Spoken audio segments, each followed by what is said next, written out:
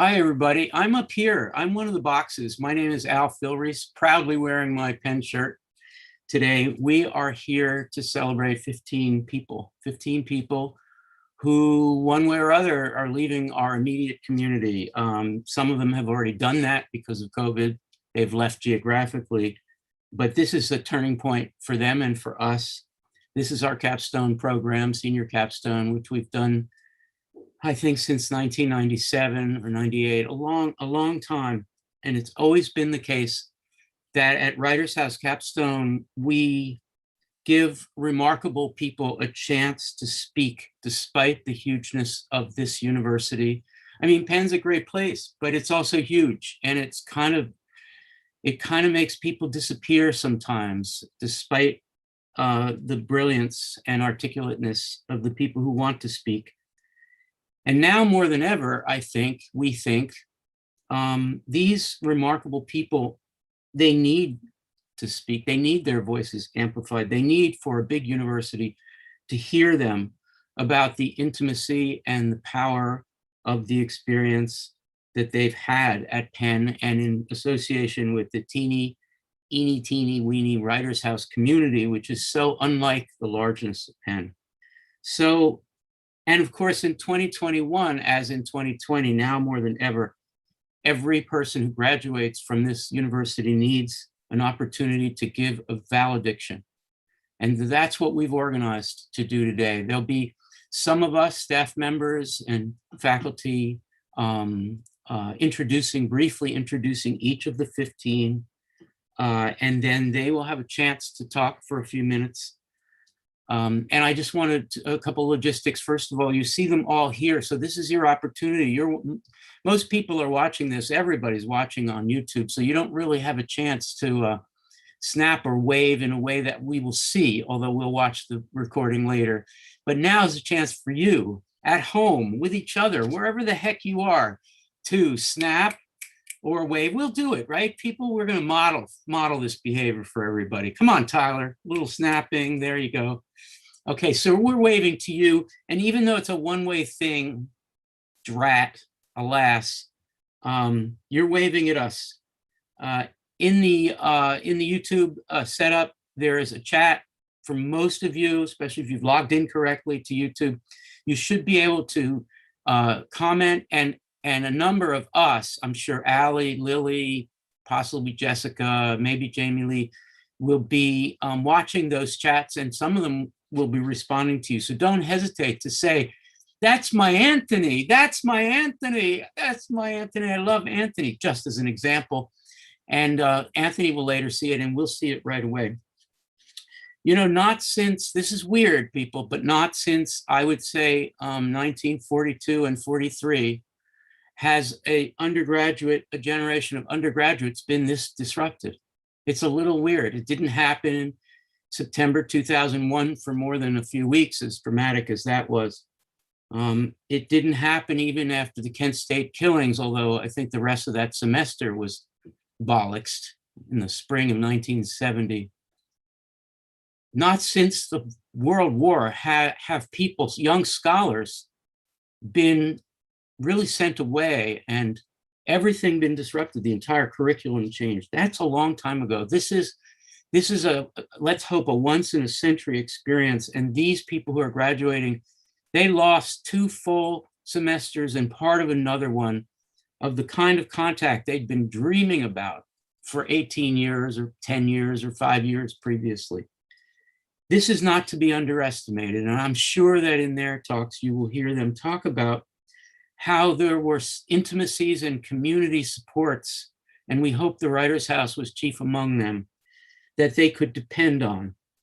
We at the Writers House saw these people for 2 full years, a little more in some cases recently, but we've always said that the Writers House is the metaphor, runs on the metaphor of a family because it had a house, there's a physical house. So you could have a family in Chicago or Miami or New York or wherever, and you could also have a family at 3805 Locust. You could walk in, there's a kitchen, there's a smell of people cooking. there's someone sitting in the kitchen just talking about some revelation intellectually or aesthetically that they'd had, and that we are a house, we're a literal home, so the metaphor is bullshit. But actually, this year we realized that the metaphor wasn't bullshit, that there really is a metaphorical family of the writer's house. And this is the generation that proved it to us, which is quite significant. So this is not just about your young family member, your young loved one, your young chosen or biological family member who's being celebrated by us. It is about that. The fans of Kelly out there in, Silicon Valley, wherever all the Kelly fans are today, they're not just about Kelly, even though they're excited about Kelly's couple of minutes of valedictory remarks, which I am also, having met Kelly even before you matriculated at Penn, Kelly. It's not just about Kelly for the Kelly fans. It's about a whole generation, a representative of a wonderful, brilliant generation that gives us hope. So we ask that you, yes, wait for Hannah Lazar if you're Lazarites, right? Wait for Lucas if you're Sky, if you're the Lucasites, but take it all in. Stay with us as long as you can through the whole thing. I think you will, if what people have responded, the way people responded previously, are any kind of indication, you will be happy that you stayed and listened to everyone. And by the way, we will segment the videos for each of your celebrated person later. And we will, right, Jessica? I think that's the case. And we will send that out to you. We will reopen in late August or early September. We will open, the Writer's House will be open. And so we invite these people that you're seeing now in this Zoom. Yes, Sky, come back. Well, you'll be around. You'll be in Philly. Come back. But we also invite all the family members, everybody who is deprived of gathering at the Writer's House under our tent and having champagne and lots of food and lots of hugs. That's a real deprivation. It really is. We invite you to come back in late August or September or anytime. Please, whenever you're in Philly, our house is your house. So we will begin with Sky Lucas. And in each case, I will call upon a member of our team, the staff, to introduce. In this case, it'll be Jamie-Lee Josselyn introducing Sky. The rest of us will disappear, so wave again. You won't see them until the very end. Zach, you're able to make us all come back at the end, aren't you? Yes, you are, I think so. And now it'll be just Jamie-Lee and Sky. Enjoy it, please. Thank you. Thank you, Al. Hello, everybody. My name is Jamie-Lee Josselyn. And as some of you know, my primary role here at the Writer's House and at Penn is I wrangle our high school students. I am our director of recruitment, and I teach in the creative writing program, and I'm a Penn alum. And I met Sky Lucas 5 years ago this weekend, in fact. So Sky, 5 years ago this weekend, we met on a mountain in Vermont at the New England Young Writers Conference. And I think of that weekend as a bookend in a way. The other bookend might actually be right now, this, as we say around the Writer's House. You, Sky, have created communities at Penn that mirrored that program in Vermont. Classrooms with Al and me, and the connections you've made, not just with us, but with the other students, sometimes unexpectedly. And of course, I'm gonna think about the instance you and I just talked about in the Writer's House garden the other day, last weekend, when you sent me that photo, that selfie of you with Jack, the gigantic football player and brilliant writer from our sports narratives class. And when I saw that photo, I thought of the crucial role you played in that class as the not so sporty storyteller who considered everything with a balance of humanity and criticism. But maybe also the bookend to our first weekend in Vermont together was when you finally complete your Real Arts internship this summer at the Flathead Beacon in Montana. From a mountain in Vermont to the mountains of Montana, with Philly, and Paris and New York in between. I'm so glad that there will be a new chapter in Philly for you, as Al referenced a minute ago, as a pre-med post-bac student at Jefferson. I'm sure you'll bring your writer's sensibility to this work, and I can't wait to see it happen. Congrats, Sky. Wow, thank you, Jamie-Lee, and hello to everyone. I have the pleasure of beginning these toast speeches, final words. Thank you, Al. Oy vey. But that being said, I'd like to start with, we were all gathering on Zoom right before this started, probably like 20 minutes ago. And Al, was talking to all of us, and he mentioned something about how, we're not going to be rushed during this, and we shouldn't be rushed during our speeches. And I'd just like to say thank you to everyone here for making me not feel rushed these last few years at Penn. It's a super busy place, lots of buzzing on Locus for those familiar with it. And the Writer's House for me has been a place where I never feel rushed, whether it's requirements or extracurricular pressures, or even like occupational pressures that for some reason we all feel so much on this little small campus. I've been able to really take my time and make wonderful connections, enjoy my studies, enjoy my classes. Al, Lili, Jamie-Lee, you have all encouraged me so much to take my time and to never feel rushed. So I'm very grateful. And I want to give a shout out to my family. They're in the other room. My mom, of course, set up this beautiful background for me. It's a lot of print going on with the polka dots and flowers, but thank you all so much for supporting me and for being such fans of myself and the Kelly Writers House. It feels like I have two families in this online world right now. And I look forward for when we can all be in the room together with the old chairs. So thank you. Thank you so much, Sky. This is everybody's chance to just wave, snap, whatever it is that you, and also I think people will see, they might be able to see if we do reactions, but at least Sky will see. So I'm doing a heart and I'm doing that little funny celebration thing. Thank you, Sky. That was beautiful. And thank you, Jamie-Lee. So Zach is up next, and Zach will introduce Arundhati Singh, and on deck will be Lauren Reiss. Zach Codner, take it away.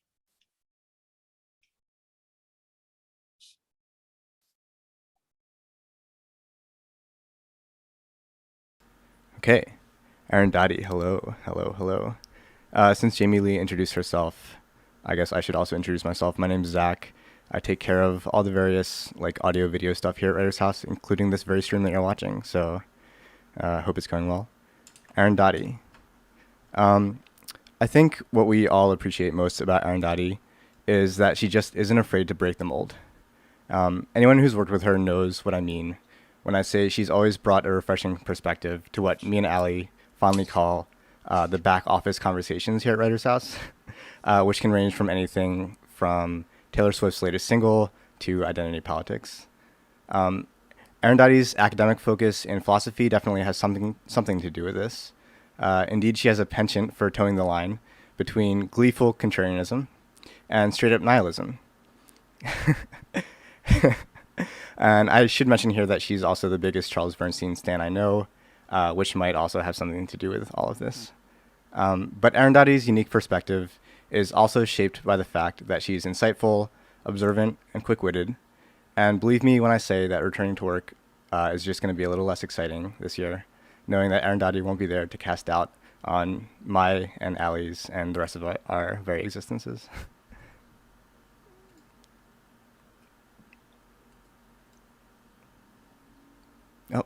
Should I go? Yes. Yes. Oh, okay. So I was You're like on. waiting for like somebody to be like, okay, you're on. Thank you, Zach.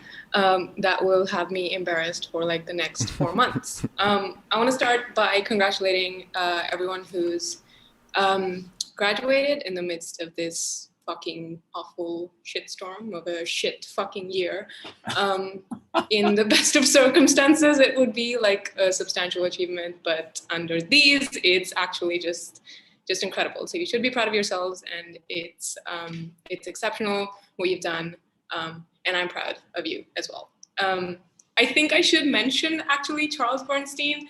I know Zach already said that I'm his biggest fan, and I know he's not here, but without him, I mean, obviously there'd be no Penn Sound, but without him, I also wouldn't have known about Penn Sound, and I would never have set foot into the writer's house, and I would never have had a job that, for the most part, involved listening to poetry all the time. So shout out, I guess, or thank you, Charles. I also want to say thank you to all the people who work at KWH. Jessica, thanks for your emails and your buttons, and Al and Lili and Andrew and Sean and Kenna, shut up Siri, and Chris Martin and everyone else, and all my student coworkers who make it such a warm and nice environment in which to work. I especially want to thank Alli, whose back office I inhabited the time that I worked there, and who's super companionable and always willing to answer all of my questions about boys and Americans. And finally, I want to thank Zach, who's my supervisor. I don't think he likes that term, but I don't care. At the end of the speech, it's technically correct. Thanks for being cool and patient when I forgot literally everything you taught me, and being a good, he doesn't like the word boss, but whatever, coworker, supervisor, whatever you like. Whatever you see. Okay, that's it. I got through it. Congrats again, everyone, and bye. Arundhati, that was so great. Thank you. You put a smile on your face. And the FCC has no way of regulating even a University of Pennsylvania Zoom. So the F-bomb and other things like it are, I don't know, there might be some scandalized great-grandparents out there, but whatever, they've seen a lot worse. Thank you. That was really lovely. Thank you so much. Lauren is up next, whom I will introduce. And Chidi Nwagbaga is up next on deck. And Alli will be introducing Chidi. So Lauren Reiss, hi. You have a bunch of family members downstairs in the building you're at, I think. And you have others around, including your grandmother, Eva, whom I met when you were a first-year student, your very first semester. You took the course on the Holocaust, kind of a brave thing to do your very first semester. I got to meet your grandmother, wonderful person, and your family. And now 4 years later, you have completed a creative writing honors thesis, which is experimentally telling the story of your family indirectly and directly. So it's a 4-year thing. And it's about, are you ready for this, people? It's about coming to terms with the inadequacy of not just language, but of ideas in response to social and geographical trauma. And along the way, you have done all kinds of amazing things. You won a Real Arts internship. You won second place for the Lillian Benjamin Levy Prize, and you were a finalist for the Creative Writing Thesis Prize.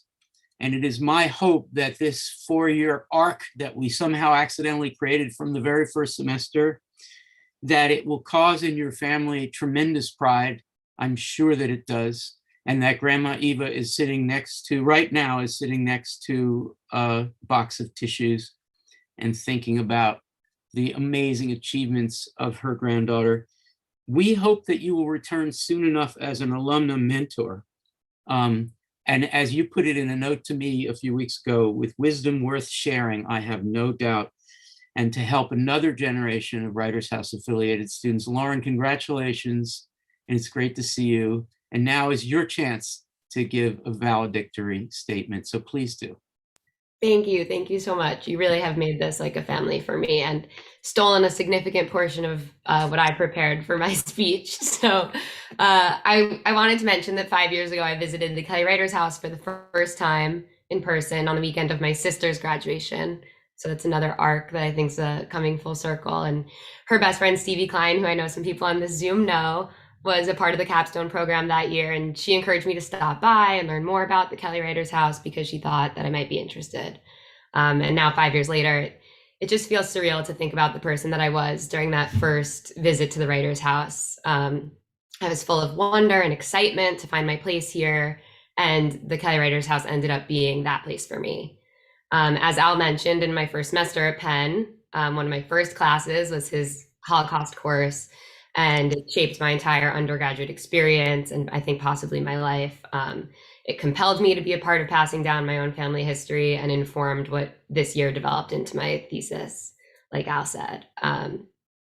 So I wanted to, I feel like I owe many thanks for that. First to Al for teaching that life-altering course, for welcoming my family to the Writers House to experience one of the classes with me, and just for overall shaping one of the best elements of my college career, which is my relationship with the Writers House. I also wanted to thank my grandma, who sat by the phone for many hours, for many months, telling me her stories and answering my questions and allowing me to poke fun at her here and there in my writing. I also wanted to express tremendous appreciation for my thesis advisor, Waiki, who I hope is watching. I really feel like she pushed me not only to be a better writer, but also a better person. She encouraged me to think critically about content and form, but she also just has this human gift for exuding pure loveliness and genuine support. And she was just such a wonderful person to work with. I also wanted to take this opportunity to thank my parents and my sisters, who, like Al mentioned, are downstairs. They're just ceaselessly devoted to my happiness and have shown me unconditional support for pursuing my passions. You, like the Writers House, have given me the space to follow my heart and do the things that I love. So I feel like I can't ever thank you enough for that.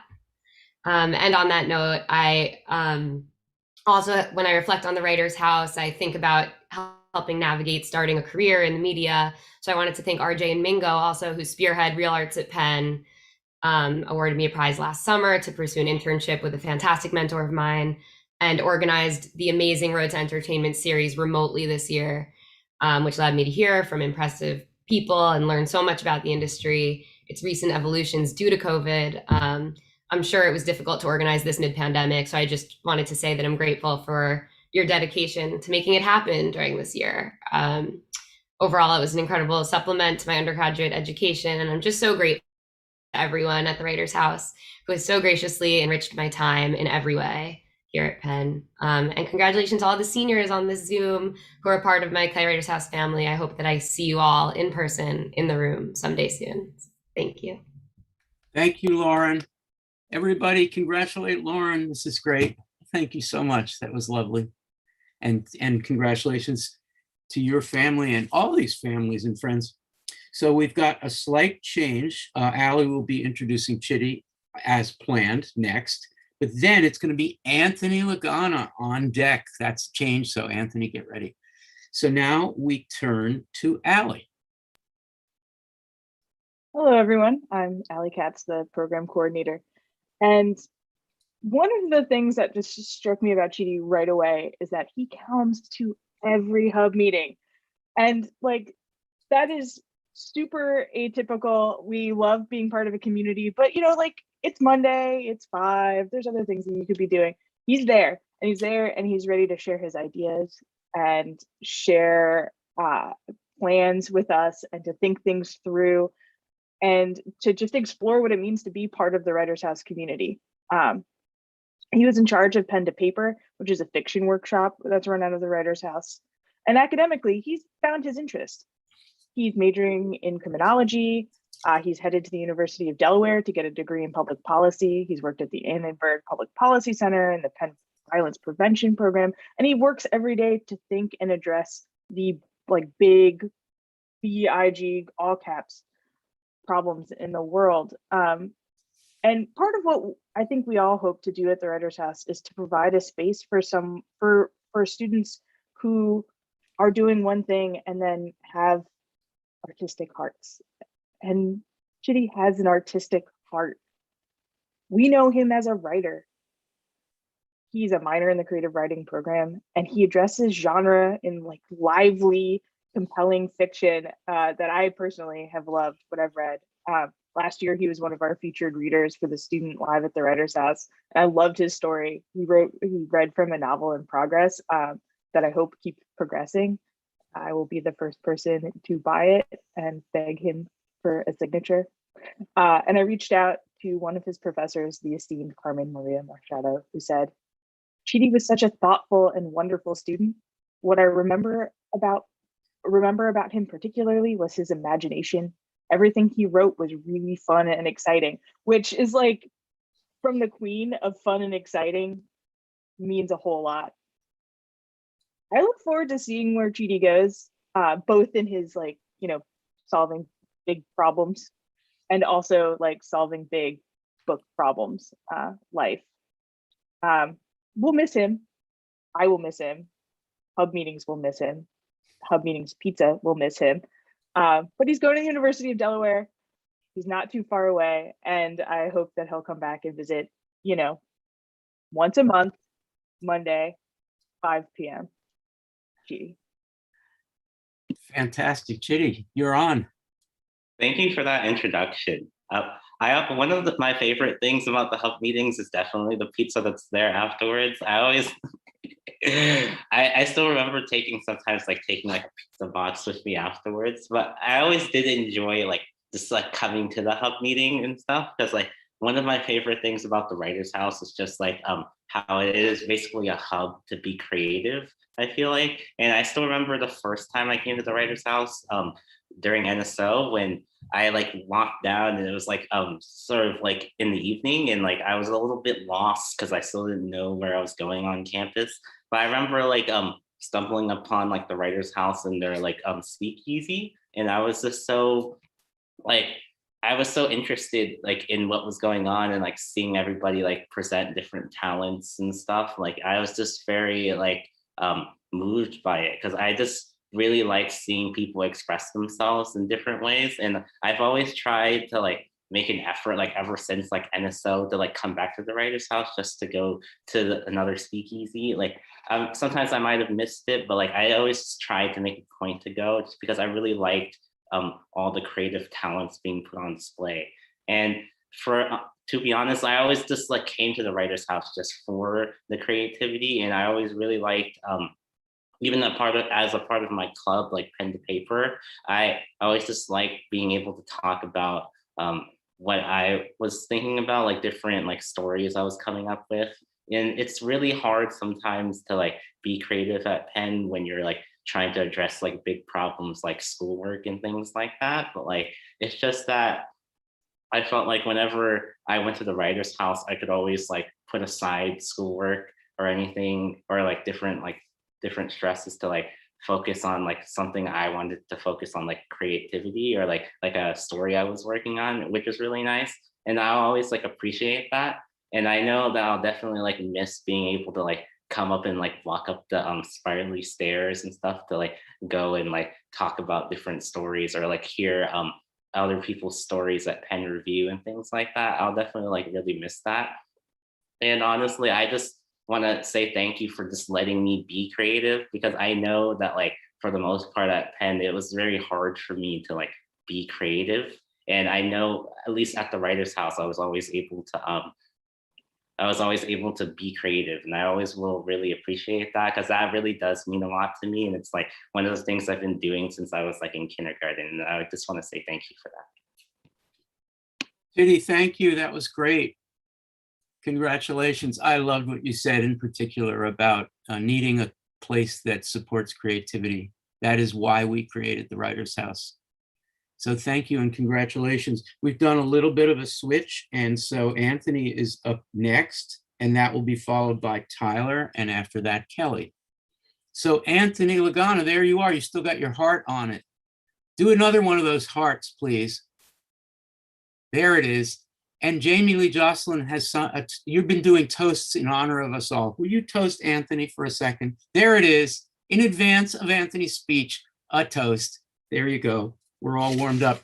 Anthony sent me a few weeks ago a list of, I don't know, 20 favorite things about his 4-year-long experience at the Writers' House. They were all clever. I'm not going to, in case he's been planning to say some of these things in his own talk, I'm only going to steal a few of them that I particularly like, which tell us a lot about Anthony's 4 full years with the Writers' House. One was that he was a Wexler studio assistant for 4 years, all the way through, right, Anthony?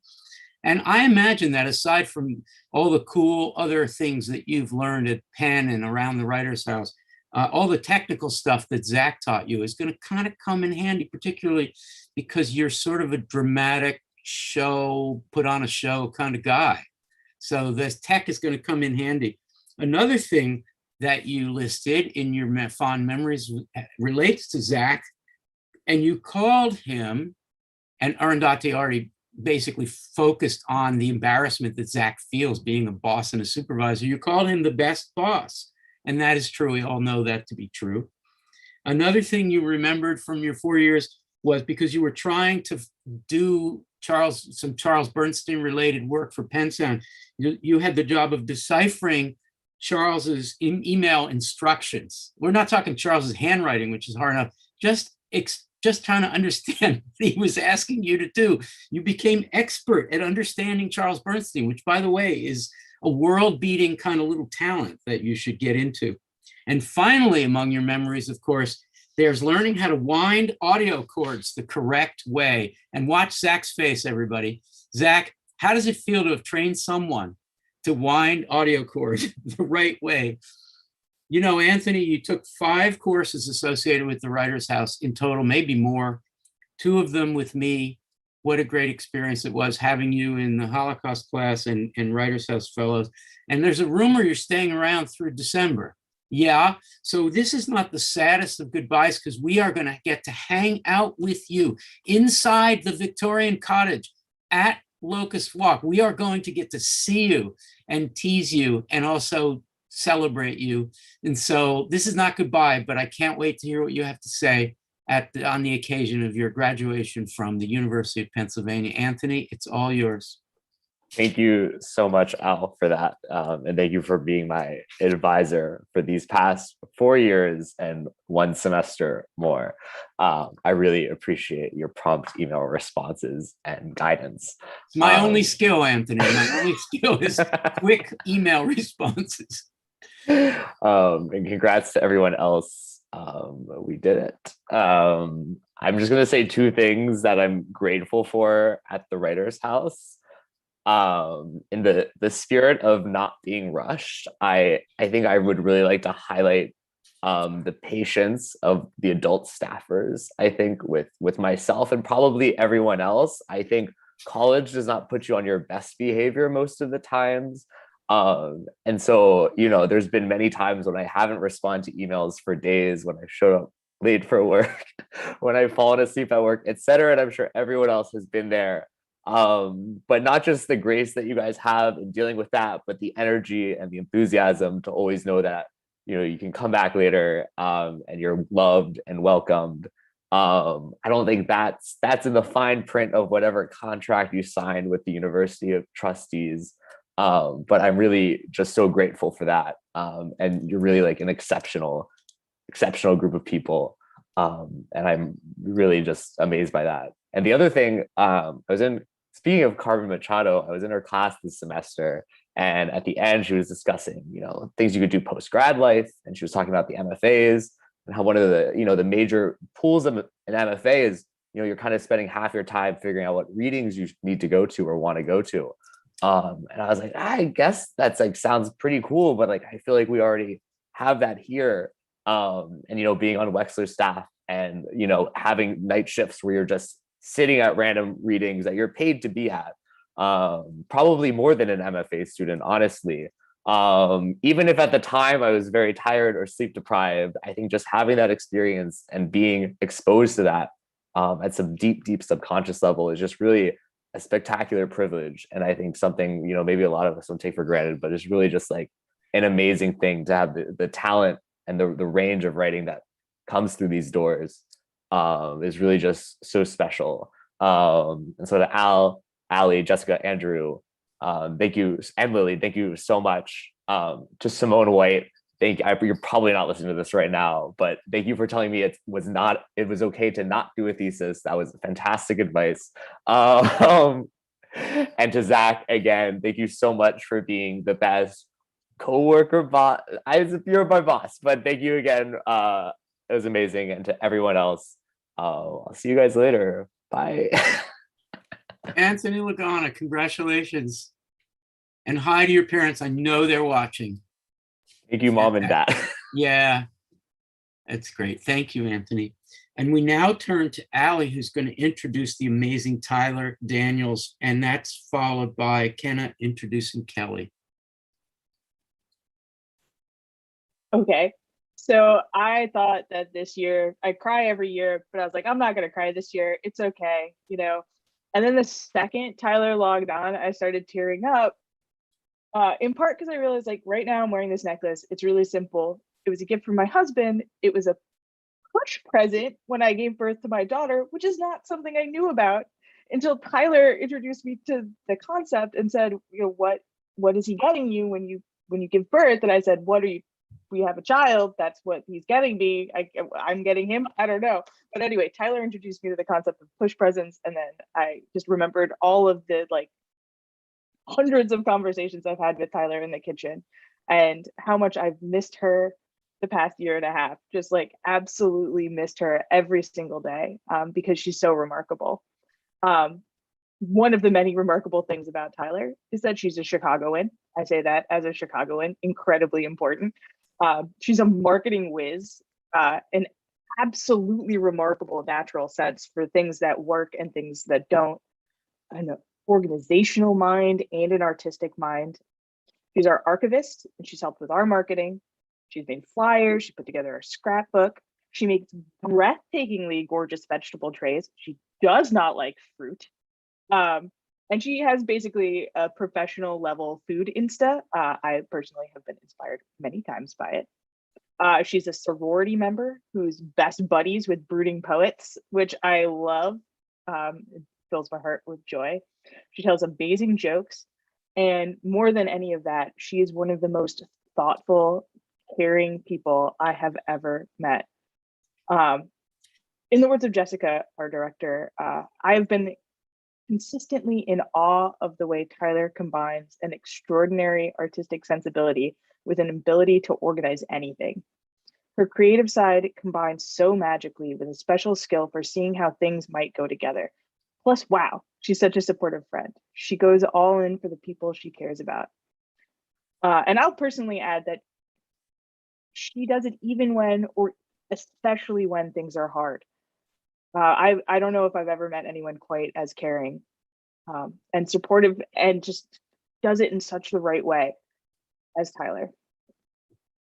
Of course, she wowed the people at her summer internship as much as she wowed us, so they gave her a job. So she's moving back to Chicago, where she will be incredibly successful as a content strategist. And then I'm sure, you know, like the head of her own marketing firm. And then, I don't know, the like head of various other gigantic things, because that's the kind of trajectory that Tyler has.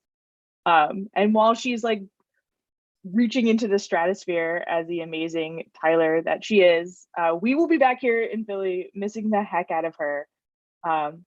Thank you, Tyler, for being part of our community. Thank you, Tyler, for all of your jokes. And thank you, Tyler, for being you. Tyler Daniels, you're on. That's so beautiful. Oh my God, I'm gonna start crying. Thank you, Alli, for the introduction. I kind of wanted to start off with a few words. So I'm gonna start there, and I did love it. From its overarching concept, writers coming together as an intellectual community to develop and share their work, to the house itself, the bits of writing pieces engraved on the stone walkway that lead into the back area of the house where students can share their work amongst one another. It was all so surreal to me. And now, a month later, I still desperately want to be a part of it all. So that's actually from my Penn admissions essay. I wrote it about Kelly Writer's House.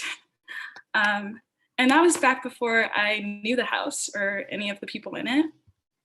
The only thing I knew at that time was that I was meant to be here. And, you know, ever since I started writing, people have always asked me, you know, where did the words come from? And all I could ever say was that they were just there. And Kelly Writer's House is a place where other people have the words too. And that was always really surreal and incredible to me. I could go on and on about the Writer's House. A lot of people know I spent like most of my time at this university being pretty much a walking advertisement for it. I was always telling people to come. But the more I talk about it, the more I'm gonna wanna cry. So I'm gonna hold back a little bit.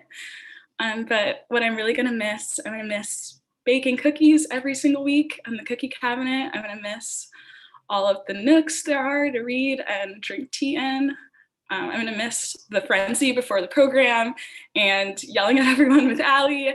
And I'm gonna miss all of her weekly emails and sitting in the kitchen and passionately discussing either the most important things in the universe or the most minute, tiny things that really mean nothing at all. And I'm gonna miss Chili Cook-Off and Mind of Winter and the zine workshops. And I'm really just gonna miss how incredibly fun and wise and supportive and fascinating this community is, and especially Alli and Jessica for being sort of my mentors and working with me so closely and establishing such a wonderful relationship with me. I love you guys all so much, and thank you for everything. Tyler Daniels, that was so lovely. Thank you. Thank you so much for being part of our world these last 4 years. And we hope to continue that connection to you. So up next will be Kenna introducing Kelly, and on deck will be Lili introducing Hannah Lazar. So now we turn to Kenna. Hello, I'm Kenna. It's so good to see everyone here. I guess in terms of what I do at Writer's House, I'm the managing editor of a poetics journal called Jacket 2, which Kelly has diligently worked for about 4 years now. I know Kelly primarily as a smart, capable, curious, and sharp proofreader for Jacket 2, but she is so much more to the Writer's House community than that. I was recently reminded that Kelly's relationship to Writer's House began when she was a high schooler taking ModPo, during which time she eagerly attended every Bay Area ModPo event. Clearly, she is an astute student of poetics, and I've had the pleasure of hearing her read poetry at Writer's House several times. But she is also an astute student of everything. Al Filreis describes her work in the classroom as both profound and kick butt, as in Kelly kicked butt. I've also learned over the years that Kelly's writing interests are not confined to poetry. She has countless music journalism bylines, a radio show, and she has even completed an ambitious sci-fi fantasy novel as her senior thesis project under Carmen Maria Machado's advisement. In short, Kelly is superb, a fashion icon, a voracious writer, a loyal friend, an all-around bright spot, and a person who I will miss very much here at Writer's House. Thank you, Kenna. Kelly, it's all yours. We can't wait to hear what you have to say. Thanks so much, Kenna. I want to thank so many people in my speech. I think that's what I wanted to focus on, is just the people that make up the Writer's House. I still remember the very first friend I made at Penn was right here in the Writer's House. I don't know if I'm stealing part of his speech, but this was right before school even started, doing NSO, even before NSO started maybe. And I had just finished coming back from an interview upstairs with Alli about working at the Writer's House. And I walked down and there was this guy talking to Jamie-Lee, and then he became one of my best friends at Penn, just like a chance encounter. And I think that's one of the biggest things I'm gonna miss about the Writer's House, is how open and full of possibility the space is for all these passing chance encounters. And a lot of my closest friends, besides, the first friend I made, have been in the writer's house just by hanging around in that space and just getting to meet people. And I also want to thank Alli and Kenna and Julia Block, who's probably not here right now, for being super great, cool bosses, and for dealing with my sleep-deprived morning shifts often at the writer's house. And also a lot of the professors here, from like Al to, and I know Kenna also mentioned this earlier, is that my writing has kind of been all over the place since I've been at Penn. And one of the reasons why I was able to do that was because of how diverse and varied everyone's areas of expertise is at the writer's house, everywhere from like Professor Paul Hendrickson's like passion for documentary writing to Charles Bernstein, and a ton of professors I'm just like not remembering at the top of my head right now. Michelle Terensky, Carmen Machado. It's a lot of people who's allowed me to just kind of do any kind of writing I want and not make me feel like I've been constricted to whatever I came in for, and allow me to explore all these different paths. And I think that's something I will always be thankful for. It's just how open the space and the writing community at Penn is. I also want to thank my mom, who's in the room right now. I don't think she's listening, to be completely honest, but my parents have always been super encouraging of me to just do writing, even though that's not something they wanted me to do. I think they were still trying to convince me to be a physics major, even when I was like a sophomore, to become more employable. So thanks to them for sticking through it and just always supporting me in whatever I wanted to do. And thanks everybody, the Writer's House. Thank you, Kelly. Congratulations, Kelly. Oh my, that 4 or 5 years has gone quickly, I think.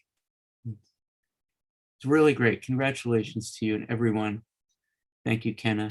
So we now turn to Lili Applebaum, who's going to introduce Hannah Lazar. And on deck, Jamie-Lee will be introducing Ian McCormack. Thanks, Al. Hi, everyone. My name is Lili Applebaum. I work at the Kelly Writers House as Al's assistant, which, lucky for me, means being a teaching assistant in Al's courses, which means getting to meet amazing students and writers like Hannah Lazar. When I think about Hannah and what her legacy as a KWH person is and will be, I think about so many things. I think about her encouraging and very dedicated leadership as editor-in-chief and staff writer, working on film and TV reviews at the Penn Moviegoer, which I know she brought so much enthusiasm and passion for. I think about her sharp, very incisive critical writing, which I always, when I got the Canvas notification that Hannah had turned in a position paper, I always clicked on it from this is a little insider baseball on Canvas, no one asked for, but I always clicked on it right away instead of waiting until all the papers were in to review them, because I wanted to know what was Hannah's take, often handed in very promptly, right on time, because she's just like that. I always wanted to know. She was one of those people in the class I always turned to. Thinking about Hannah, I think a lot about our extra conversations about Shoah, because sometimes 9.5 hours in 3 classes is somehow not enough conversation. But most of all, I think about how Hannah really grounds herself with true heart and a global human kindness that really motivates her studies and her writing in a way that you can just tell from one conversation about her is true. Hannah, as a senior, took her first ever poetry class, which is brave in and of itself, but not, I don't think, necessarily out of like a love of poetry, more to be closer to her and our community. And unsurprisingly, she was the natural in English 88. So I want to say congratulations, Hannah, and I'm so glad you're going to be nearby next year, and very much hoping that you'll come by often and we can keep chatting about what you've been watching and how everything's going. So here's Hannah. Congratulations. Well, thank you so much, Lily. I love being in the Kelly Writers house and seeing you, and just strolling upon you when we did the photos was a highlight of my week. So I would like to talk about writing as preservation for my speech, whether it be an academic paper that captures your opinion or research at a specific time, a poem that depicts a snowy man with a mind of winter, or the period at the end of a memoir trying to process inexplicable trauma. Every word, every piece of grammatical vernacular is a record. It's perhaps the most important lesson I've taken from the Kelly Writers House, from the wonderful classes I took here, from the many events I've attended, and the amazing organizations I've participated in. Shout out to the Penn Moviegoer and the Penn Review.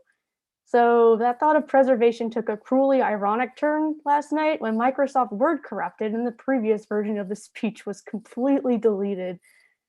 And I was really frustrated, and I tried to recreate the entire thing, but then just decided to completely start fresh and reflect on what my words that I'd already written preserved throughout these 4 years.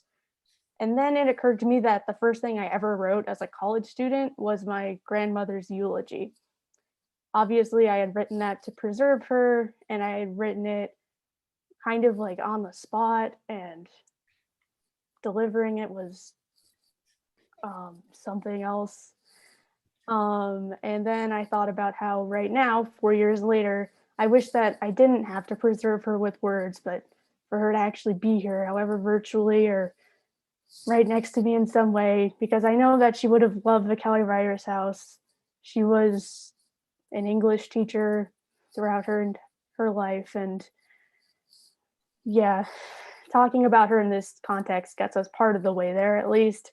She was such an influence on my writing and my love of art, film, books, writing, and everything, that if not for her, I doubt I would be here. And I don't think I would have met Al, Lily, Jessica, and all you fellow seniors that are all so wonderful and had a hand in enriching my undergraduate experience. So I would like to preserve this moment through my words by thanking everyone here for supporting me and for helping me grow as a person I know she'd be proud of. And I can't wait to make more memories here after I graduate. Congratulations.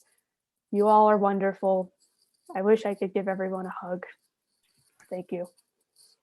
Thank you, Hannah Lazar. Wow, that was lovely. Thank you, Hannah. Thanks for hanging around with us. Yeah, a 9-hour movie, and then we talked about it forever. You were right in there. Thank you. With such a big heart. And thank you, Lily. So a slight switch in order. Next will be Jamie-Lee introducing Ian, and then we'll turn to Sophia DuRose, and then Leah Baxter is on what we used to call double deck. So now it's Jamie-Lee's turn. All right, Ian. Oh my goodness. So Ian, I must start by saying, objectively speaking, it really didn't make sense to hire you as our recruitment assistant at the start of your freshman year. After all, you had just gotten here. So how could you be the ambassador for the community you hadn't really even become a part of yet? Don't worry, this is not a roast. I'm not using this occasion to say it was a mistake. It wasn't. And the reason it wasn't is because you have the ability to put people at ease, even people who are very unlikely to be at ease, such as nervous, very ambitious high school students and their nervous, very ambitious parents.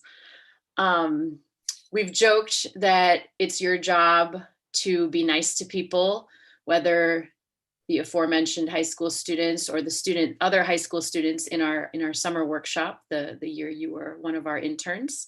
It's also been your job occasionally to pack and ship heavy boxes and to update spreadsheets.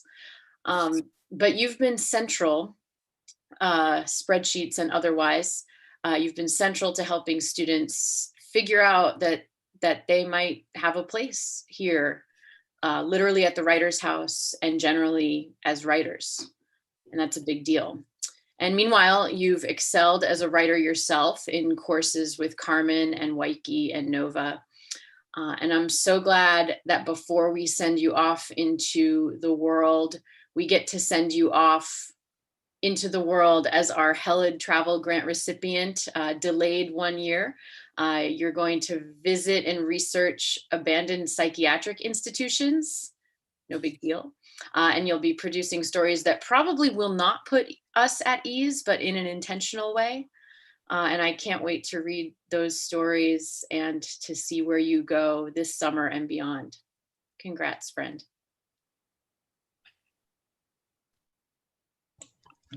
Thank you so much, Jamie-Lee. I think you specifically have like made my experience at Penn just really awesome. So thank you. And I remember wondering why you hired me for that position. I think I was talking to Kelly and I was like, this is confusing. But it really worked out well at the end. I mean, I really enjoyed it. And while I was thinking about what to say for this, I've talked a lot about the Writers' House in a million different capacities to a million different people, as Jamie-Lee just mentioned, to prospective students, to students who just wander in and want to know what the Writers' House is about, to parents. And I've given a lot of anecdotes, but there's one that I really haven't ever talked to people about, but I think it was really important for me to understand what the Writers' House was about. I don't know if you remember this, Jamie-Lee, but this was directly after I was hired. It was my first or second shift at the Writers' House, and it was the time I was going to learn how to give a tour. And we were just starting to give a tour, and a couple very frantic students came in. Al was there also. And they were in tears, and they came up to you, Jamie-Lee, and they came up to Al, and they were like, so-and-so's in the hospital, like something, it was very serious. A student was in the hospital, and it was, I remember thinking, oh my gosh, like I've been here for a month, like what is going on, right? And Al and Jamie-Lee were like really the adults in the room, and they handled it super well. They were really caring, really nice, and they dropped everything immediately, and they did everything that they possibly could to make sure that that student was all right, and make sure that these students who were clearly just like besides themselves were a lot more comfortable. And that made me really understand that while I really love the Writers' House for the chance encounters I might find for learning how to write, it was first and foremost a place where you could feel comfortable, and a place that you could go to if anything was going wrong. So yeah, thank you to the Writers' House. Thank you, Ian.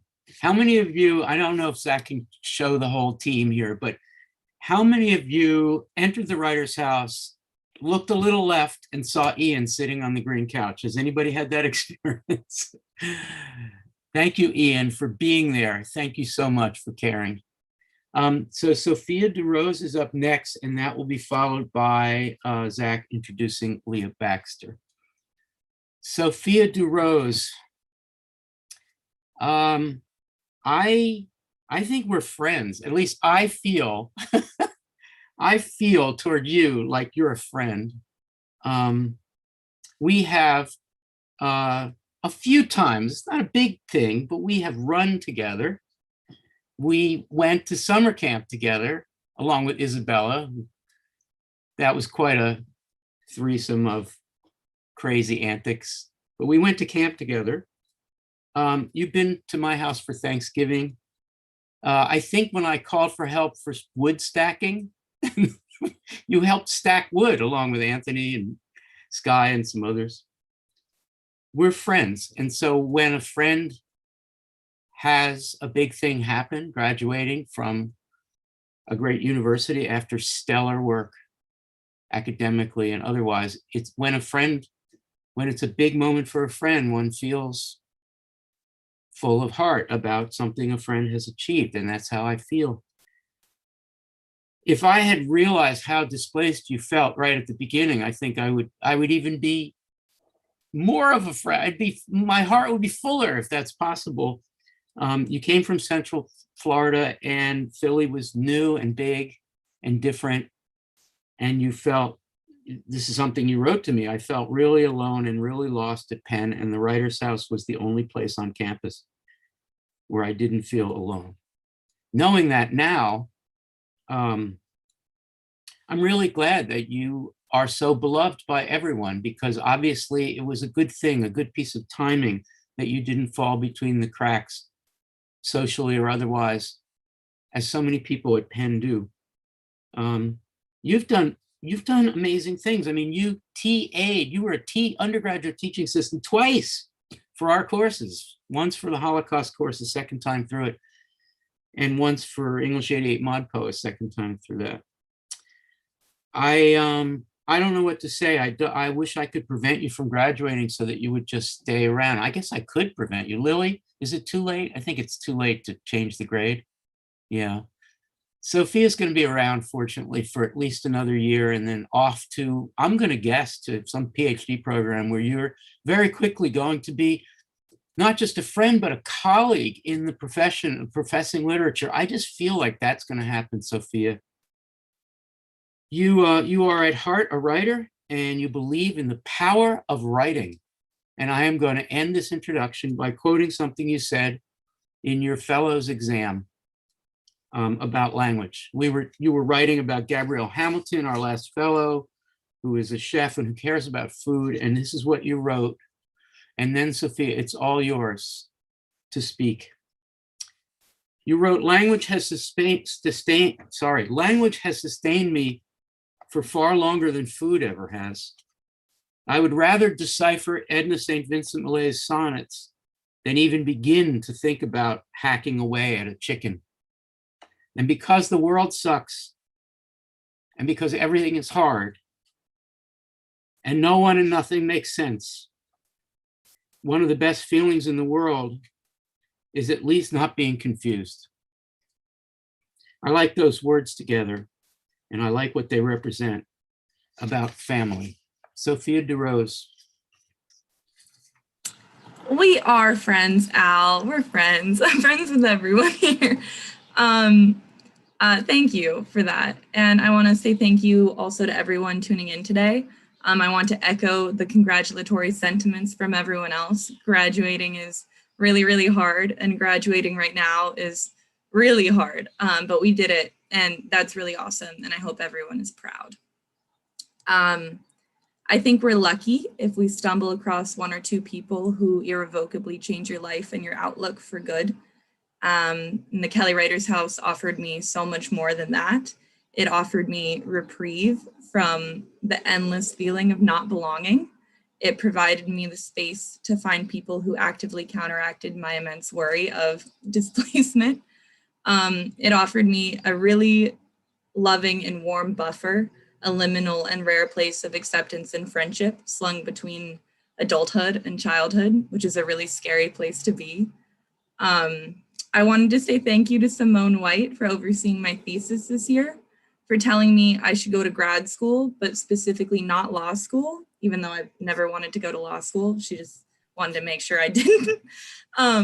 Thank you, Al, for mentoring me, for offering me a warm meal on Thanksgiving when I couldn't afford to go home, and for also telling me I should go to grad school, because without that push, I probably never would have thought I could go, and now it's all I want to do.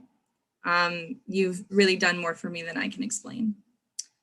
I wanted to take a minute to thank my family, some of whom are downstairs watching.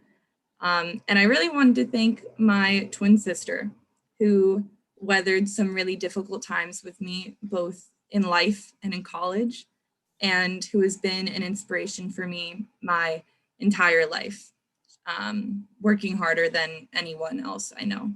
And I couldn't be prouder to graduate with you, Rachel. So that's all I really have to say. Thank you, everyone, so much. And I love you all, and I'm really going to miss you.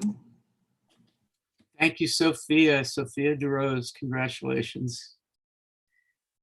Thank you, Sophia. We are going to turn to Zach introducing Leah Baxter. And following that, Alli is going to introduce Ashley Codner, although Ashley is at another event, and we'll just, if Ashley is back by then, we'll do that. And then Isabella and Jamie-Lee introducing Isabella would be on deck. So we now turn to Zach.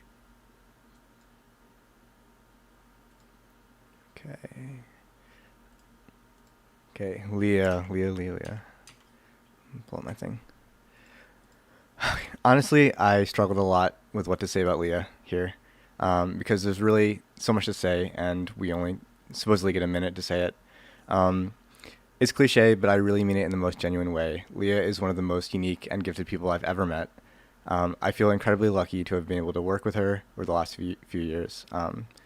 Leah is an example, a really rare example of a person who can really, actually and truly do anything she puts her mind to. And she has put her mind to a lot here at Penn. When she's interested in something, she just does it. And that's awesome. She likes theater and sound design, for example. So if you're curious about which performing arts groups she belongs to, it's really just all of them. She's also interested in linguistics. So she decided to start studying Arabic at Penn and casually turn that into a study abroad semester in Jordan. This is just the kind of person Leah is.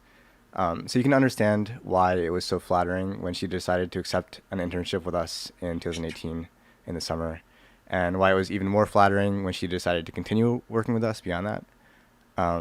It's absolutely criminal that the pandemic has robbed us of your senior year, Leah. But thankfully, you're sticking around Philly for at least the summer, right? Before your path inevitably and rightfully takes you abroad and beyond.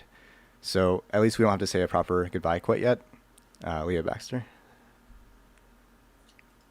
Thank you so much, Zach. I really appreciate it, and yeah, just thank you so much. But also, I feel a little bad for you say, oh, I'll do anything I set my mind to, and yet I haven't even hardly made a dent in that like flash editing pen sound list. I'm so sorry. I'll do it. I'll do like at least part. Anyway, later. We'll talk about this later. I prepared a speech because I knew that I would cry if I just started to speak off the cuff. But I have a singing suspicion that I will cry anyway. So maybe I just shouldn't have written something that would make me cry, but whatever, I guess. I've just been thinking about how it's really impossible for me to think about saying goodbye to the Writers' House. I'm sure many of you will sympathize when I say that the Writers' House has become my home over the last 4 years, more than any other place at Penn, including my dorms. And when I first came to the Writers' House, I was a timid freshman who questioned whether this was a place that I really belonged. And if I could see that freshman again, I would bonk her over the head for being so ridiculous, because I wish that I had realized sooner that that everyone belongs at the Writers' House, no matter what. I only really figured this out when I started working on staff over the summer after my freshman year. Zach, you flattered me. It was not the other way around. Zach and Alli, and Elvis, if he were here, would probably remember me saying all manner of absolutely ridiculous things as we all sat in the back office doing pen sound stuff or whatever. But what they probably do not know is that time, there we go. As I started to really become a part of the Writers' House community, was one of the first times that I felt really comfortable saying anything that comes to me without worrying about social judgment. Sometimes I definitely deserved social judgment. And Alli especially would definitely not reserve it if I did. I still feel embarrassment every time I think about how badly I burned those cookies in the toaster that one time. But it just didn't concern me so much. Being a member of such a welcoming community as this one has helped me so much to grow as a person, and has made me so much more comfortable with myself. It makes me incredibly sad to think about how much time at the Writers' House and with Writers' House people that I have lost. I miss hanging out with Zach in the studio chatting about postmodern art or the high schools we went to. I miss eating lunch in the library or the kitchen almost every day, and sometimes also dinner, usually also dinner, and running into dear friends doing the same thing. I miss crashing on the green couch with Ian or Iwe or Kelly or Sam or Quinn or Yusuf or Alyson or literally everyone, and meeting up with Kelly during her shift every week to catch up with her about her weekend. I miss running sound for programs with Elvis and Nick, going shopping with Dubois or Alyson, exchanging knowing looks with Rowena during a program she'd be photographing. I miss talking about zines with Alyson and being amazed by her gorgeous displays in the student project space. Kelly Writers House is really my home, and as much as I love our gorgeous building, it is the people that make the house. So thank you all so much for teaching me, talking to me, making tea with me, letting me bake cookies on shift, and welcoming me into my favorite place in the whole world. I don't want to say goodbye, so I will not. I love you all so much, and I will see y'all again soon. Thank you. Leah Baxter, lots of hearts coming up. Oh man, thank you, Leah. Thank you for being with us these last 4 years. And thank you, Zach. So now we turn to Alli, who's going to introduce Ashley. That will be followed by Jamie-Lee introducing Isabella, and finally by my introducing Alyson del Pino. And then we are going to all of us say goodbye to those who've been watching. So it's time for Alli. Hi, everyone. I think one of the things you need to know about Ashley is that she speaks really quietly, which is exactly the opposite in her case of being quiet. She is not quiet. She is not like going to keep her opinions to herself, but she speaks in such a way that you sort of like lean forward a little bit to hear what it is that she's going to say, which is especially funny because she's pretty tall. So when you're like leaning forward, you have to kind of like lean up a little bit. It also adds to this air of composure that she has. Like she enters a room and she stands up straight and you pay attention to her. And she would sort of laugh about that. Like, I don't know if that's how she sees herself. That's definitely how I see her, which makes it even more entertaining that like her most regular shift during her time at the Writers House was as the person in charge of our Write On snacks. This is wild tutoring program that we do every Friday. And so on Friday afternoon, Ashley would be standing there in charge of her fellow staffers, making like hundreds of mini pizzas in like this incredibly chaotic environment. And yet, you know, she would very composedly be Tide penning what was likely a good amount of tomato sauce that got on one of her amazing outfits, because she's also incredibly stylish. She's also like getting a really serious athlete, a really good soccer player, and makes me really regret the fact that we never did the program assistant versus Wexler studio assistant soccer game that Zach and I would occasionally talk about, because she was our only chance to win. It would have been really great. I would have lorded that over Zach for a while, but it would have been all Ashley.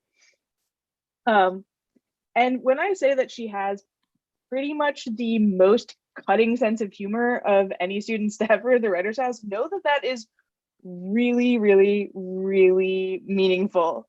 That is stiff competition, and Ashley's wit is laser sharp. All of this is just like a really awesome personality and just flair for who Ashley is, and it doesn't even begin to scratch the surface of her actual academic brilliance. She is academically brilliant. She won the honorable mention for the Dorrit's Family Prize, which is the prize that the English department gives for the best essay of the graduating class. This is like a huge, huge deal.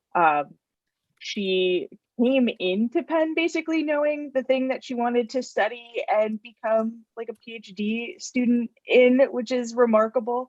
She's followed the thread of connecting jazz and literature, I think basically as long as I've known her. Like she's been toying with this idea and like reading the books. She's a Mellon Mays scholar, and she's so incredibly brilliant that I can't personally remark on her level of brilliance. So I turn to the faculty director of Mellon Mays, Herman Bieber. And he says, "It speaks volumes about Ashley that I heard about her brilliance from a colleague at least 2 semesters before I had the pleasure to meet her. I've had the privilege of teaching countless numbers of very bright, talented students, but when I think of Ashley, the words mental toughness and intellectual resilience come to mind. Because I saw so much potential in Ashley when I interviewed her for Mel May's program, I determined that what she needed from me was honesty and scrupulous attention to her work. It occurs to me that I haven't praised Ashley nearly enough for the writer and thinker she is, so let me do so now. Do more, that's bold. And then he goes on to say, I will be ending this by saying, I think of you as a kindred spirit, fellow traveler, and equal. And so in the words of Sterling Brown, may we be run out of this town as vagrants together. Those are high words of praise from Professor Beavers. And Ashley is a remarkable person. I will miss her presence in the kitchen. I will miss her presence in the writer's house. I will miss her intellectual presence at Penn. And she's off to get a PhD at Rutgers in the fall. And New Brunswick is not far from Philadelphia. So I hope that she will come by and grace us again. Ashley Todd. Thank you, Alli, for sending me off. Who better to do it than my birthday buddy? And our birthdays are coming up close. So say happy birthday to us. Happy birthday, Alli. I made a speech. I didn't think I would be this emotional. Like Leah was saying, I really just was not prepared. Impersonal. So I'm gonna try and personalize it as I go, because I just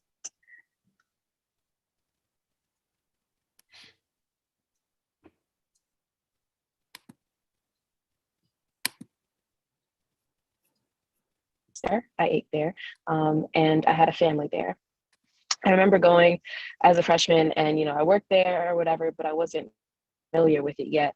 So I was still on the outside looking in at this group of people that were so cool and funny and comfortable with one another. And then eventually that was me. And the Writers' House became this event that I could always rely on. And it was always a place that I would to class or pick that would be able to. First thank you goes to Al and Jelly, Andrew, and Lili in that kind of space for us. I really do it. I came to Penn an entirely different person than the one leaving it, even if, like Alli was saying, there are a lot of through lines that ran through it. I knew I wanted to write, and I tried on a bunch of different professions. But yeah, I just thank you guys for believing in me before I had all of the confidence I needed to believe in myself. Thank you to all the friends that I have in the community who I've laughed and cried. Carson isn't here right now. Pieces of me. And for every word of motivation, every session she at teacher that I'm so passionate about, and for modeling the kind of professorship that I hope to embody in the future. I was introduced to Mellon through Amani, whom I met at KWH, and took me under their wing. And that's another thing about the Writers' House. I think someone mentioned this before, but you never know who you might meet there, and what blessing will come your way. So thank you, Writers' House, for teaching me to be open to anything, and for continuing to be my role models and my biggest fans every day. I know they say college goes by quickly, and I hate to be repetitive, but it really is so true. And I can't imagine college without imagining KWH right after. So thank you for being my second home here, and for always being there for me, even if things online. You really were always there, and I miss you. I'm just gonna write a cry. But thank you then with the people who I started college with. So thank you again, and I'll see you all soon. Thank you, Ashley Codner. And New Brunswick really is close, so we hope that you will come back a lot, please. We need a little dose of Writers' House. Thank you and congratulations. So we now turn to Jamie-Lee Josselyn, who's going to introduce Isabella Simonetti, and that'll be followed by my introduction of Alyson, and then we're going to say goodbye all together. So Jamie-Lee. All right, thank you, Al. Isabella, I also knew you back in those high school days. In thinking about it, I still remember our meeting at the Writers' House upstairs in the library, sitting at the table, and you were you were one of the most independent seeming high school students I've met in all of these years of meeting high school students.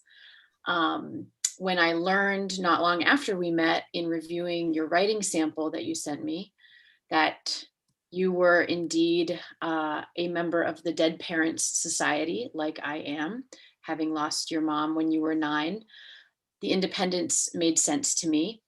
I had also lost my mom when I was 12. I now know that maybe you weren't quite as self-assured and independent as you let on then, and that's not necessarily a bad thing. What I admire most about how you've spent these years at Penn is that you've channeled your own experiences, for better and for worse, towards helping others.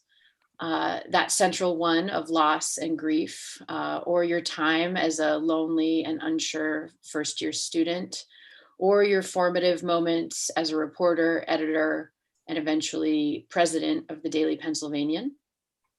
In writing your thesis that linked your mom's illness and death to your own coming of age, or in writing your senior column for the Daily Pennsylvanian about learning compassion as a reporter, colleague, and friend, or in all those late nights you spent with your people in the office at 4015 Walnut Street, the Daily Pennsylvanian. I so look forward to reading the stories you'll tell in the future on behalf of others and also your own. Congrats. Thank you, Jamie-Lee, for the kind words. My first months at college were much harder than I anticipated. I went from a high school where there were 52 students in my grade to a college with around 2,400 people in my grade. Not to mention, it was a new city, my first time being away from home and living alone, and a highly competitive environment where many students don't admit when they're struggling. These challenges are normal, ones that many college students, not just freshmen, experience. Still, when making friends and finding my place at Penn proved itself difficult, I often felt discouraged. Without much of an established support system, I had to rely on why I came to Penn in the first place to guide me through my freshman year. And there were 2 people who constantly pushed me to do so, Jamie-Lee Josselyn and my professor and friend, Filreis. Jamie-Lee quickly became my closest ally when she suggested that I drop calculus for a journalism course during my first week of classes. She also urged me to involve myself in the school newspaper and magazine, which quickly became my community on campus. But our mutual distaste for math was not the only thing we had in common. Jamie-Lee had read my writing about my mom, who died of breast cancer when I was 9 years old. And Jamie-Lee had also lost her mom at a young age. This wasn't something we always spoke about, but navigating college sort of on my own reinforced my mother's absence. I couldn't call my mom to talk about my first classes or the people in my hall or homework assignments that I was stressed about. Still, whenever I struggled, I had Jamie-Lee to remind me of the reasons I came to Penn, to pursue my creative writing and journalism. And in the most difficult moments I experienced in college, those passions reassured me and allowed me to find my people. For some reason, it wasn't initially obvious to me that I would not meet my best friends in an introductory calculus course. This past fall, I also experienced a bit of a rough patch when I was applying to jobs and internships after graduation. Many of my peers were working in consulting or finance or tech. And even though I spent my time at Penn as president of the school newspaper, I felt pressure to do those things too, especially because of my dwindling prospects in the COVID job market. So I applied to consulting jobs and began the interviewing process when Al told me to cancel my interviews and focus on my writing, apply to journalism internships and jobs and freelance. And about 2 months later, I found a position at a media company where I'm working this summer.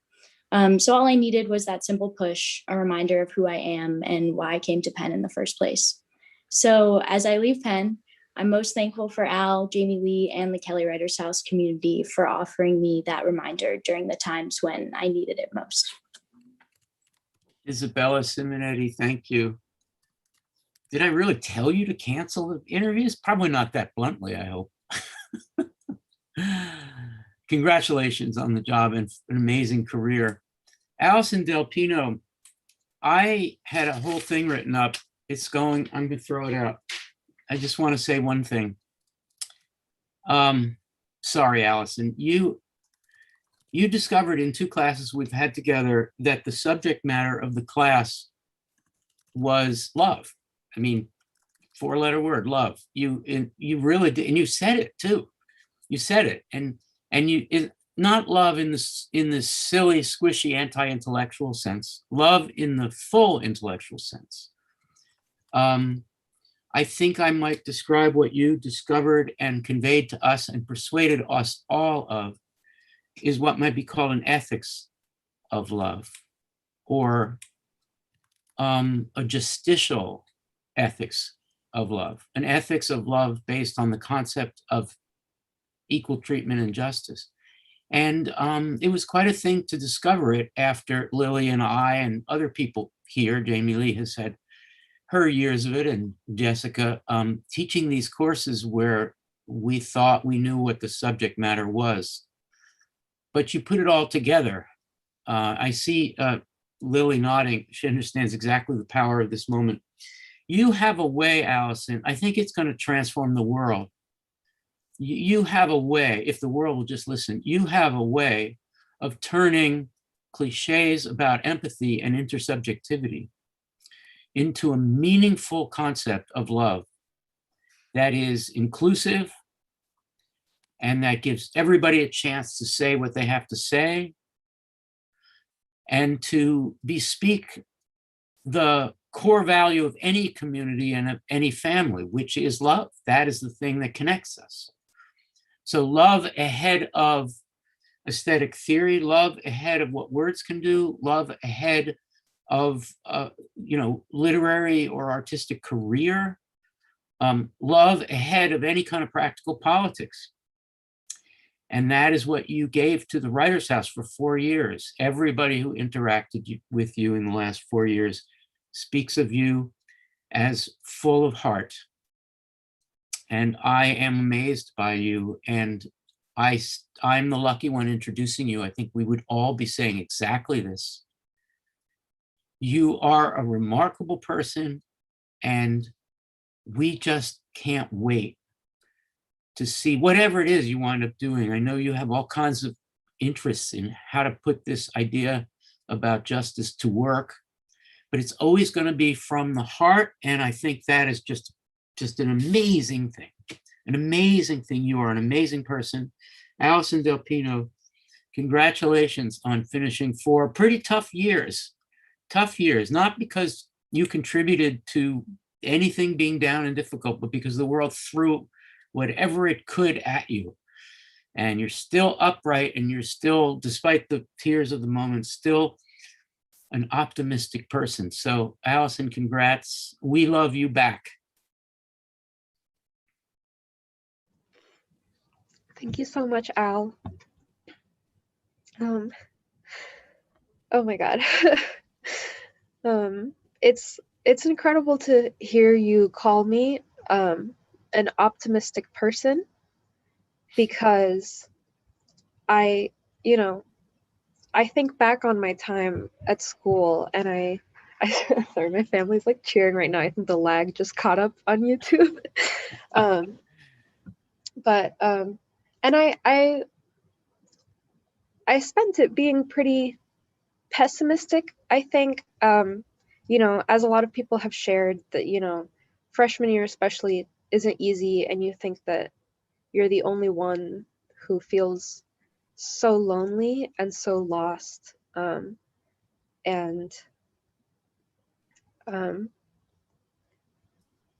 It's incredible. I always thought of Capstone. I would try to imagine it 4 years down the line, and I was like, I just couldn't imagine who would even talk about me, what they would even say. It was just, I couldn't see beyond. I couldn't really see that much, but what I did feel intimately was, first of all, I think of myself as like the biggest nerd I know. So my absolute favorite, the best time I've had at Penn was every second I spent in an English class. I really was, when I got here, I was starstruck at how thoughtful and incredible the professors were. And I was just like a little freshman, and I would like watch upperclassmen say the most beautiful things, and I just admired their minds so much. So that has been one of the most amazing experiences at Penn. But second of all was absolutely the writer's house. And as I was thinking about, this time I've spent at Penn, I thought, it's not that the sort of isolation or disorientation that I felt outside the writer's house left when I walked in. It's not that my problems went away, but it was like just having a different possibility. It was like just outside, it's brick and wealth and cold, and you're still not sure how to make friends, and it's like 2 or 3 years in, and you walk inside and it's like, it's almost like, yeah, those problems still exist, but there's this possibility of rupture. There's just this possibility for just difference and imagination, encounters, that I think really the writer's house, combined with your classes and combined with these classes that have, just pushed me to think in ways I could have never imagined, have really helped me understand poetry. I think the writer's house to me is the most amazing lesson in poetry you could ever get.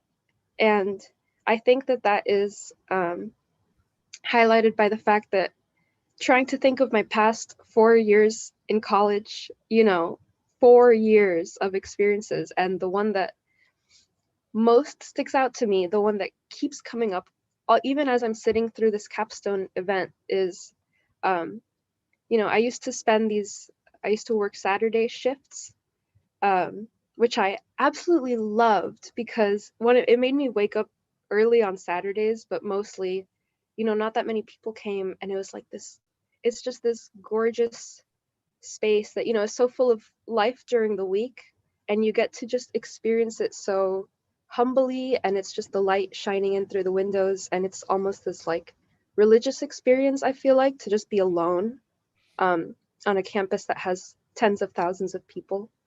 And I was alone there one morning with Jamie, my amazing dear friend Jamie, and we'd just gotten through a really long winter, and it was the start of spring with all the metaphors that brings. And the tree right in front of the house, if you're standing in front of it, it's to the left, was in full bloom and has these amazing, thick, big flowers. And we were so struck by them. And I would have never done this on my own. And just for purposes of not getting in trouble, this may or may not have happened, but it happened. Jamie and I opened one of those big windows and climbed out onto the roof above the arts cafe to pick a flower. And that is one of the most beautiful moments of my whole time at school. And I think it really represents what the writer's house has been for me, and what my relationships with Al and Jessica and Alli and everyone who gave me so much patience and understanding and told me in very explicit ways, I care about you. I care about your health. I care that you're happy. I think that moment of going out and picking the flower really helped me understand my time at Penn, my time at the writer's house, and like I said, maybe how to read a poem. And sorry if that's really woozy, but I'm an English student, so that is that is what I must do. So thank you, everyone. Thank you deeply, so deeply to my family, who's in the other room. Thank you so much to everyone who, when I was really confused as to why, I seemed to be feeling so much and everyone seemed to be okay, everyone that told me that it's okay, you're just feeling the world. So thank you, everyone. Thank you, Alyson del Pino. Thank you so much. That was lovely. We're going to wrap up now, and we need to thank some people. And then Tyler, you okay? Any seniors who are here, please turn your camera on so we can. There are a few people who had to leave, and Jamie-Lee's going to toast some more, right? And Alli, do you have anything to toast? Oh, that's nice. And we're gonna if Zach can give a full view to everybody on YouTube so we can see everyone. First of all, let's turn to some of the staff members and thank them. It's very possible that you won't get to see them anytime soon.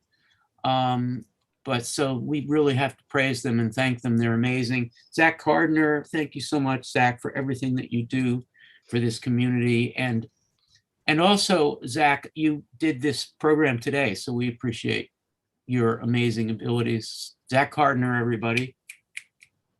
And then there's Alli Katz, program coordinator extraordinaire of the Kelly Writers House, friend to everyone.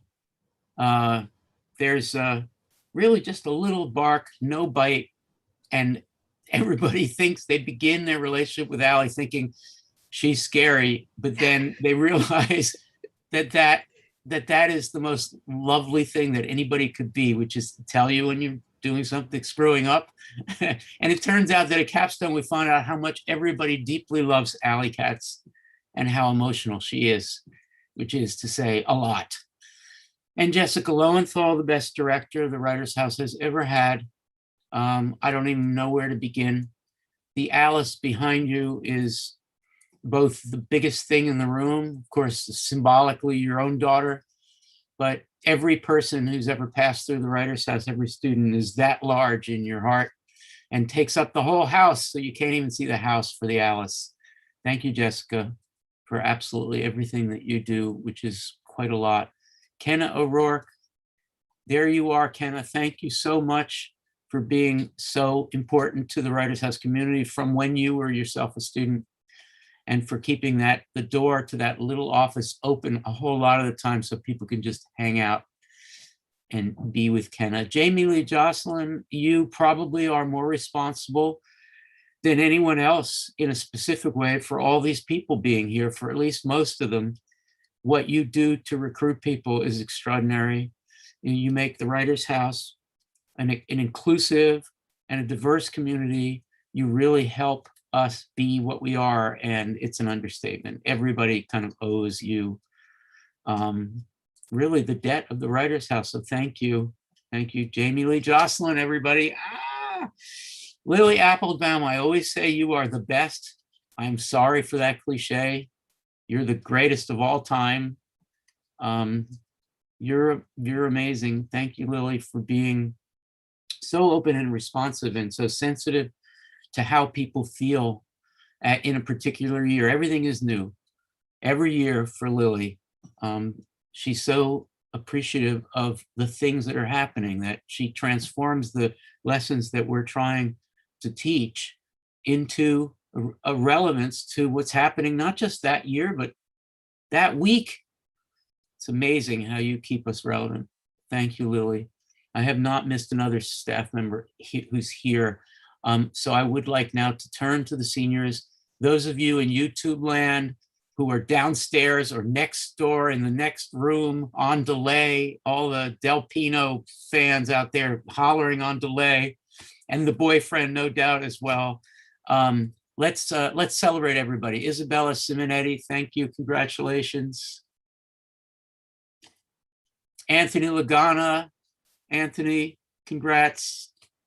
Leah Baxter, the amazing Leah Baxter. That was quite a great talk you gave, Leah. Zach was totally moved by it. I can assure you, I was watching it. Alyson del Pino, congrats.